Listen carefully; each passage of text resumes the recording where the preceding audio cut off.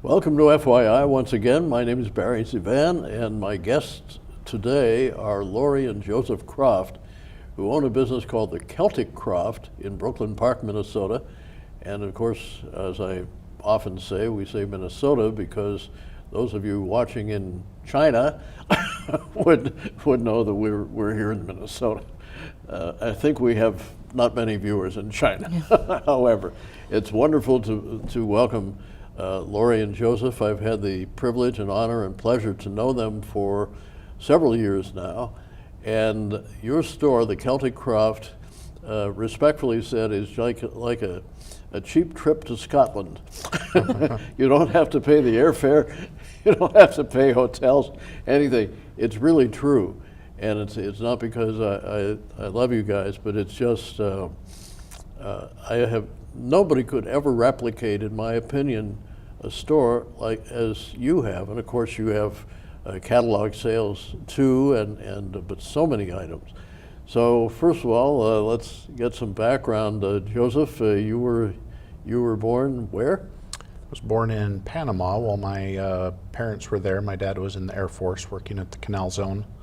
So lived there for the first 2 years of my life, and then moved here to Minnesota. My dad was done, got out of the Air Force, and got a job here in Minneapolis with General Mills Corporation. Oh, terrific. So I've lived my whole life since that point here in Minnesota, raised in Maple Grove, and now live in Brooklyn Park. That's wonderful. And the Celtic Croft is located in Brooklyn Park too, right? Yes. Yeah. What's the address again? 8451 Xerxes Avenue North. We're right on the corner of 85th Avenue and Xerxes. That's wonderful. Well, I've been there a few times and going to be there again soon, but we'll talk about that later. Lorie, you're from a place where, near where I was on the air for 5 years, and that was in Idaho Falls, Idaho. You're from Salmon, is that correct? Salmon, Idaho. My family has a ranch there. That's where I grew up, a cattle ranch, and my sister and brother-in-law still have that ranch and work that ranch, so still in the family. Oh, that's wonderful. And your mom's in Rexburg? Yes. Yeah. That's terrific. And how did you get to Minnesota? I followed husband number one. Oh, I see. Okay. Well, So got married, and he was from here, so we moved back here. I see. Well, thank goodness you're still here and was husband number two. Yes, yes. I'm glad to be with husband number two. Wonderful man. You're both great. How did you get interested in things Scottish and start the store? I married him. Okay. Moving right along. Joseph started the business before I married him. So when I married him, I married the business also and made it my life's work, I guess. Oh, it's wonderful. Well, it's such a pleasure to be in there. I can't say it enough. It's really true. Joseph, how did you decide to start the business? Good question. Started the business in 1995, and I knew that I wanted to start and operate a business. I just didn't know at that time what I was going to do. And I knew that I had Scottish ancestry. My great-grandmother, Janet Watson, came over with her family from Scotland. And my brother-in-law at the time had been a bagpiper for years and years.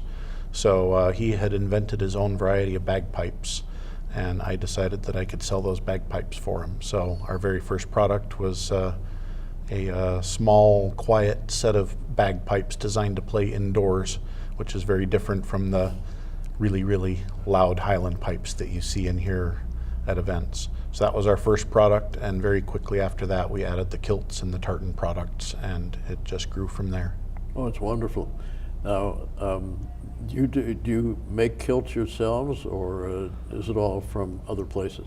As a company, we do. We probably make half or more of the kilts that we sell. Lorie and I used to make them all ourselves, and a few years ago we hired a seamstress that does the sewing for us now. I have a kilt, as you know, and I was amazed. I bought my kilt and pardon me for inserting anecdotes, which we usually do, but anyway, I bought my kilt in London at a store called the Scotch House, which made me mad because it should be Scottish, but they call it Scotch House. But they had all the Scottish attire and everything else, and even got my chanter there to learn to play the bagpipes. That's as far as I've ever gotten. But I was amazed at the amount of material that's involved and how you get those pleats in there. Is there a secret to that, Lorie? A lot of practice. Okay. I didn't know anything about kilts or sewing when I married Joseph, and I very quickly learned that I needed to do that. So I started making kilts, and I took apart kilts and I put them back together, and I practiced a lot to the point where I could make a kilt in a day. Oh my gosh. Wow. That's a lot of material. It is a lot of material, Yeah. but it's something that I really enjoyed doing. We just didn't have time as running the business to make all of the kilts. We were burning the candle at both ends to try to make everything. So we hired a very talented seamstress, kilt maker. She's amazing. Oh, that's great. Now, I assume, obviously, it's not a Singer sewing machine. No. How special is the equipment that you have to use? We have 2 Juki industrial sewing machines. We have a serger, which is pretty commonplace, and we have a really cool machine called a blind hemmer that allows us to hem the fabric when needed, and you would never know that there's a hem there because it's got a very sharp curved needle that just hooks the edge of the inside edge of the fabric as you're hemming. It's a really cool machine. Oh, So that does the bulk of the work, the 2 industrial sewing machines and the serger and the hemmer, and that gets the job done. what are your most popular products among your customers? Kilts. Just the kilts. That's the most popular because we have 9 different styles. So if you can think of a kilt, we can make it. Wow. So that makes us the most inclusive as far as kilts go. I would say the accessories, the boots and the whatnots are the second most popular. Yeah. How many tartans are there by actual number? Do you have those? Registered or being produced? I would say registered in Scotland. Over 2,000. Over 2,000. Oh my gosh. The tie I have on today, I wasn't aware. I did buy a tie a long time ago at Edinburgh Castle in Scotland, and it was a Royal Stuart pattern, or tartan, I should say. And I couldn't find it today when I was coming to the studio. So I found this, and I thought, oh, this can't be a real tartan. And you kindly told me it's a Buchanan. So to all the Buchanans out there, here you are. But 2,000, my goodness. It's hard to even imagine. Not all of those are in production, so the weavers have to pick and choose the ones that they're going to weave. Yeah. And some of them are copyrighted, you know, they're held under private names. They were woven or designed just for a certain family or a certain person or even a certain company. Last year we did a special weave for the Carleton College. So they have their own, the rugby team has their own tartan, and it's exclusive to the Carleton College. Oh, that's wonderful.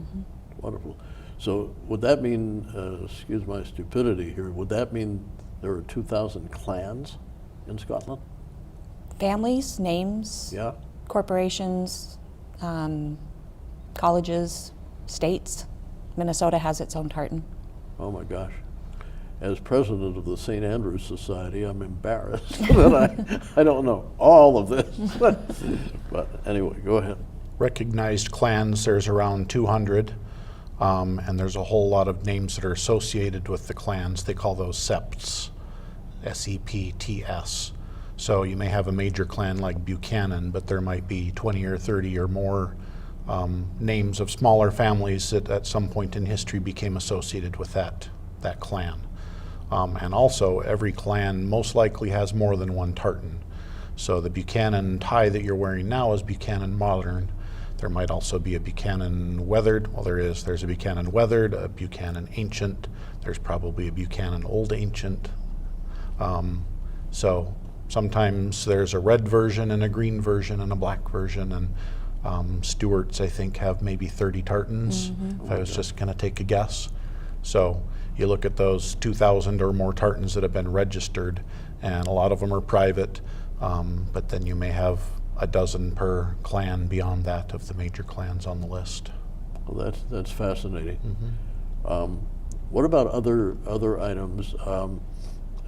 Would they also be associated? That's really a stupid question, but I assume they're associated with clans too, like the badges for the bonnets. How many of those are there? I do not know how many are registered. I know that one of our largest collection is about 300. Wow. And also at your store, what else is fascinating? I would assume to everybody, but so many items, your mugs and I can't even think of the name. I'm losing my memory here. Well, you mentioned clan crest items. That's, you know, as a family of items, that's extremely popular. You've got usually pewter, sometimes sterling silver, badges and jewelry, brooches, all of those things. And a clan crest is the coat of arms of the chief. Coat of arms typically in the world of coat of arms belong to one person, historically anyways, and in modern times people have come to think of coat of arms as belonging to a family. That's not technically correct. But in the Scottish world, the members of the clan have the right to wear the chief's coat of arms when it's encircled within a belt and buckle symbol. And that's what makes the round shape of the clan crest. And that clan crest can go on all sorts of things. The hats, the bonnet, brooches, jewelry. We have that engraved on glassware, so you could order a beer mug or a wine glass with your coat of arms, or your chief's coat of arms on there, the clan crest. All sorts of other things. Do the items you sell come from Scotland, most of them, or made here in North America? A lot of our stuff comes from Scotland. That's one of our specialties, especially the tartan fabric items. We have our line of glassware that's made here in the United States, and a lot of our items are imported from elsewhere. But the really nice stuff all comes from Scotland. Do you have people visit from Scotland who actually have come to Minnesota? We do. Yes. Wow. One of our most recent one was a couple of gentlemen that came over and they were invited to a formal event and they hadn't brought their formal clothing. So they came and rented kilts and the formal outfits so that they could go to this formal event. And they were really fun to talk to. Oh, I bet. Could you understand them? Yes, I've gotten very good at that. And for those of you who may be watching in Scotland, we apologize. One of my first experiences there was to ask directions in Glasgow. Well, good luck. I sadly could not understand a word, and I had had a friend with Scottish Broadcasting Company with whom I had a little conversation in France one year. And I said, I love Scotland.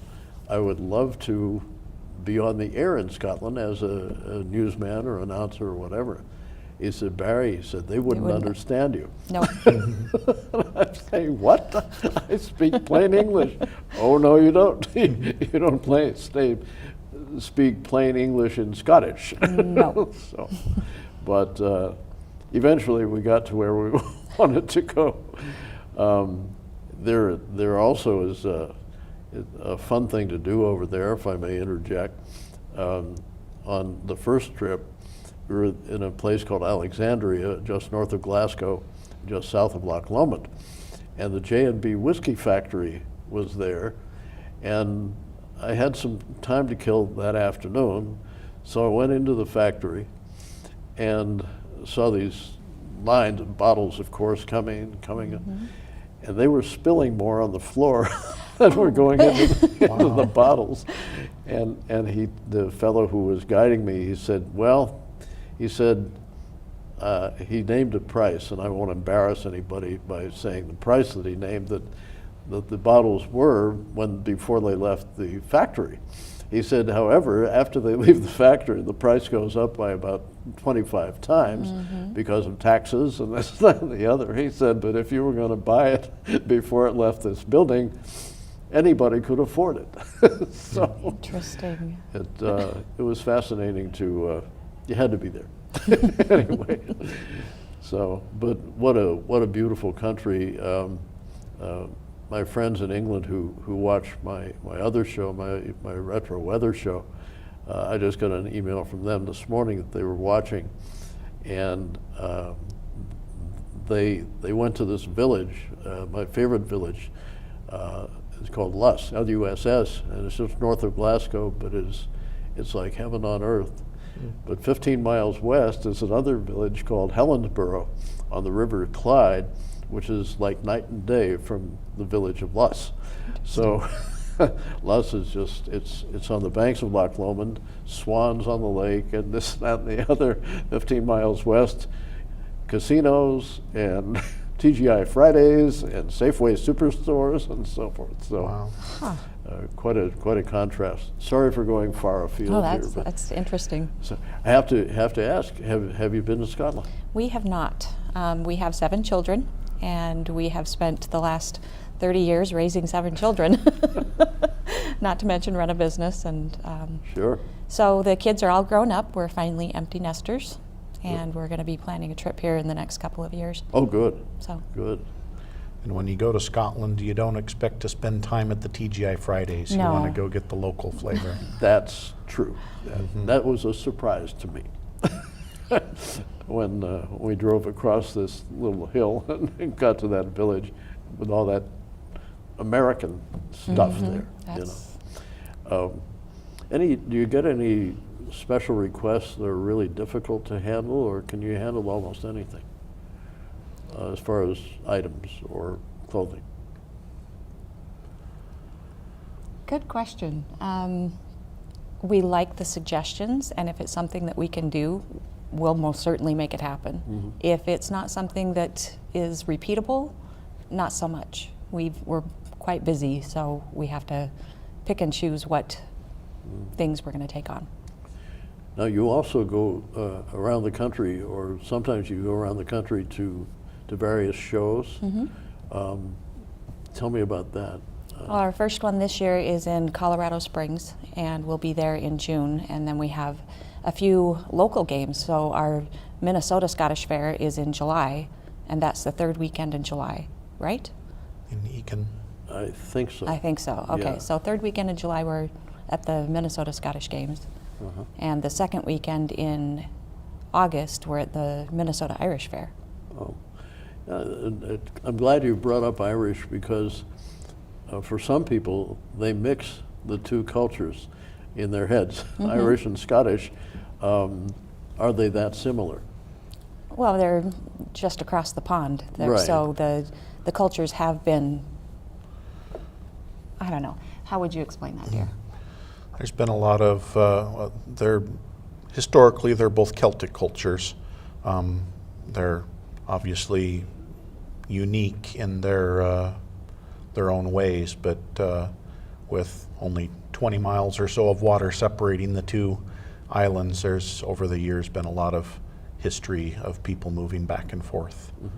One of Lorie's relatives started in Scotland, moved to Ireland and married an Irish girl, and then moved to America, and that was where her Scottish roots came from here. So at times, there were wars and migrations and things that caused people to cross back and forth. So there's similarities. There are, for example, Irish tartans, but they didn't exist historically. Tartan essentially just means plaid. So plaid fabrics have existed in every culture of the world, but to make a kilt and consider the tartan as a family tartan was uniquely Scottish. But there are a group of Irish tartans now that were created, I think, in the 1950s, if I remember. So there's one tartan per county in Ireland, and there's regional tartans, and there's tartans for some of the larger families like the Fords and the Maguires. So we do deal with quite a bit of Irish product, primarily Scottish, but a lot of Irish. We make Irish kilts, and we make all of our tartan items we make out of the Irish tartans as well. There used to be Welsh tartans also. Well, the tartans are still there, but the company that was weaving them, as far as we know, has gone out of business. So that's sad. We used to deal with a line of Welsh tartans. Those also were created more recently compared to the Scottish tartans that have existed for longer. You're reading my mind. I was going to ask about the Irish tartans, et cetera, and thank goodness for the explanation. For bagpipes, correct me if I'm wrong, I was told, and I think correctly, that they were invented in the Middle East. Is that correct? Because they play bagpipes in Lebanon and countries like that, and I'm just wondering, somebody told me that they had originated in the Middle East, and historically, because of whatever reason, they reached the British Isles, and Scotland, of course, and that so that they did not originate in Scotland. Are you familiar with that? I am not. I'm not familiar enough with the history. That sounds plausible. I think there's probably more than one possibility and more than one type of pipes that were invented by different cultures. I know I've heard of war pipes in different nations. I think there's historically a Germanic pipe. I don't know if they called them bagpipes, but similar. And the cultures that did invent them, I believe, were all for war. You would be able to hear it over the clatter of battle, and they could use the pipes both for intimidation and sending audible signals to their troops. Well, that's funny. It resonates all sorts of jokes in my head, of course, and other people's too, maybe. You hear the pipes, run. Yeah. I love them. I just love them. Do you play? I took lessons for about a year, so I learned enough to make some noise on them. The fingering is the same as a recorder, so if you played a recorder in grade school, you can pick up a bagpipe practice chanter and at least do the fingering and make some simple notes. Well, that's on my bucket list to learn. I'm also a Shriner, and of course we have bagpipers in the shrine, and I can't remember if they give lessons or not, but I eventually want to do that before I leave. Most pipe bands do offer free lessons because they're always looking for new people to join the band. Oh, wow. So, Well, thanks for that tip. yeah, and there's several bands here in the Twin Cities area. There's a band that meets in Osseo. They're associated with the Shriners or the Masons. There's a Minnesota Police pipe band. There's Brian Brew. Let's not Brian forget Brew Brian Irish Brew. pipe band. They are very supportive of the culture. I'll have to get some info after the show. Yep. So learning some tunes on the pipes is fairly simple. Just learning the fingerings and the tunes, and you can pick that up in a year or so of lessons. Learning the ornamentation takes a lot longer. There's a lot of grace notes that you learn the basic tune, and then you start throwing in the grace notes, and that can take years longer to become an expert at that. And learning the breath control to move from the practice chanter to the bagpipe itself is a whole nother skill set that needs to be learned. Very interesting. Yeah, I occasionally have tried to play the chanter at the house, and the dog runs fast. It's definitely an art to it. Yes, You had said your relative had made some bagpipes, special bagpipes. Do they still exist? Those ones don't, but there's several other small varieties. There's one that we sell called they call them kitchen pipes. Similar concept. They're small and quiet and can be played indoors without scaring away everyone in a radius. There's historically a small variety of pipes from Ireland called Ilian pipes. Those are really beautiful. If you know what you're listening for, you'll hear them in movie theme songs a lot. It's a very haunting sound. Those ones are small, very neat pipes. I can't think of any other small pipes offhand, but that's typically how they're divided. You've got the Great Highland pipes that are the full-size loud ones that are the pipe bands play, and then all of the other small varieties they just refer to as small pipes. Sure. And you, oh yeah, I was going to say, we were talking about kilts extensively at the beginning. You both have kilts on today, and we're going to show them. What tartan are they? We are both today wearing the Macmillan black tartan. We're wearing it because we like it. We're not Macmillans. We've sort of been adopted by our local Macmillans. And the Macmillan black is not an officially recognized Macmillan tartan, so we feel a little bit more justified in getting away with wearing it. So it's legitimate and okay with certain clans that you wear their tartans, is that correct? Well, we kind of unofficially got permission from the Macmillans in Minnesota. They love us and we love them. So Neil and Jack Macmillan have taken us under their wing, kind of. But we really love these colors. It's not a recognized tartan. We're not stepping on any toes. And I've always kind of been a little bit of the black sheep of the family, so that works too. In general, there's nothing wrong with wearing a tartan just because you like it. You know, you'll probably sooner or later run into someone who gets bent out of shape about you wearing their tartan. But in general, if you like it, wear it. We sell kilts to an awful lot of people who don't know that they have any Scottish or Irish roots, or they've got so many roots to choose from, they don't know how to choose, or like there's maybe 700 tartans that are being produced right now by the major weavers in Scotland, but thousands more that aren't being made. So if someone can't buy their tartan because it's not being produced, then oftentimes they'll just pick one they like and go with it. And as far as we're concerned, there's nothing wrong with that, as long as you understand that sooner or later you'll run into someone who Another gets determining upset about it. factor is that my tartan, the Fife District, is only available in wool, and wool makes me itch. So I picked this one. I like the colors, and it's polyviscose. So there's no wool in it.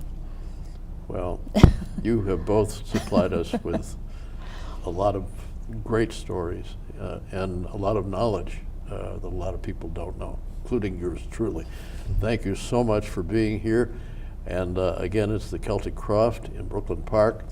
And I'll be there on May the 11th, thanks to you, to plug my book. And hope you'll be there on the 11th of May between 11 a.m. and 2 p.m. And again, Lorie and Joseph Croft, the address once more time. 8451 Xerxes Avenue North In Brooklyn Park. Thanks a million. We'll see you all next time.